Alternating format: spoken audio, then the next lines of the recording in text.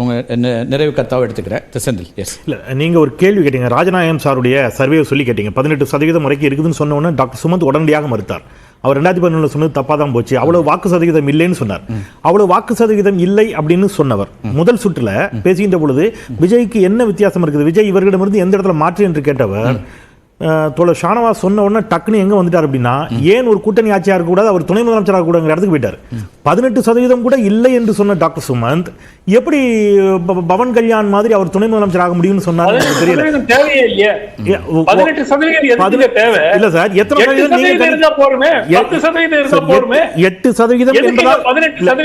Sir நீங்க எத்தனை சதவீதம் இருக்குன்னு நம்புறீங்க சார்? விஜய் அவருடைய வாக்கு எத்தனை சதவீதம் இருக்குன்னு நீங்க நினைக்கிறீங்க?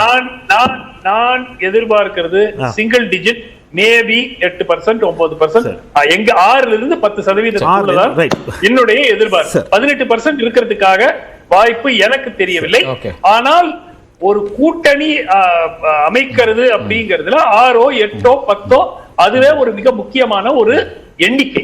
அதுவும் ஆன்டி இன்கம்பன்சி இருக்கும் போது நிச்சயமா அது வந்து அதிமுகவுக்கு தேவைப்படும். அதுல மாற்று கருத்து இல்ல. அதிமுக எதிர்பார்க்குங்கிறதுல யாருக்குமே மாற்று கருத்து இல்ல. அந்த முடிவை விஜய் எடுப்பாரா அப்படிங்கறது முதல் தேர்தலை சந்திக்க அவர் என்ன சொல்றாருன்னா, மாநாட்டில் அவர் பேசியதை சுட்டி காட்டுறாங்க.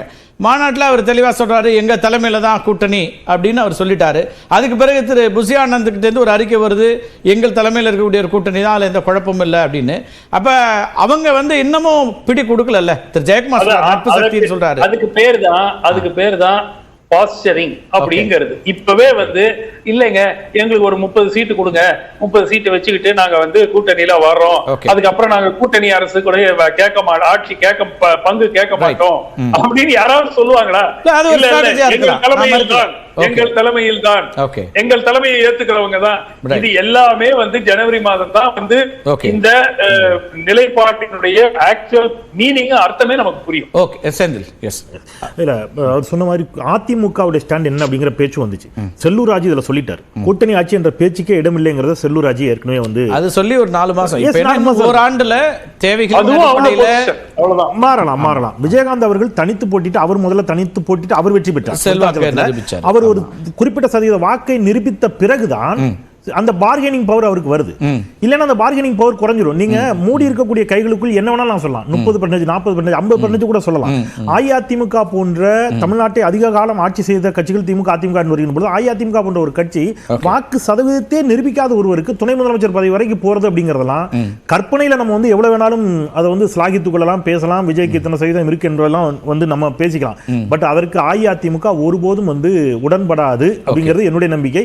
விஜய் அவர்களும் சோர்ந்து, விஜய் அவருடைய தொண்டர்களும் இருக்காங்க இல்லையா, ரசிகர்களும் தொண்டர்களும், அவங்களுமே விஜய் முதலமைச்சர் அப்படிங்கிற ஒரு மாற்று அப்படின்னு ஒரு சக்தியா வர்றதுல ஒரு கேள்வி எழுந்துரும். அதுக்கு அதை ஏற்றுக்கொள்றதுக்கான வாய்ப்பு குறைவு வந்துரும் தானே. மாற்றம் என்று வாக்களிப்பதற்கு தயாராக இருக்கிறார்கள் இளைஞர்கள் என்று சொல்லுகின்ற பொழுது அந்த இளைஞர்களுக்கு திருப்பி நீங்க எடப்பாடி பழனிசாமி முதலமைச்சர் வேட்பாளராக முன்னிறுத்தினீங்கன்னா அவங்க ஏன் எடப்பாடி பழனிசாமிக்கும் விஜய்க்கும் ஆதரவு தெரிவிக்கணுங்கிற கேள்வி வரும்ல. ஓகே.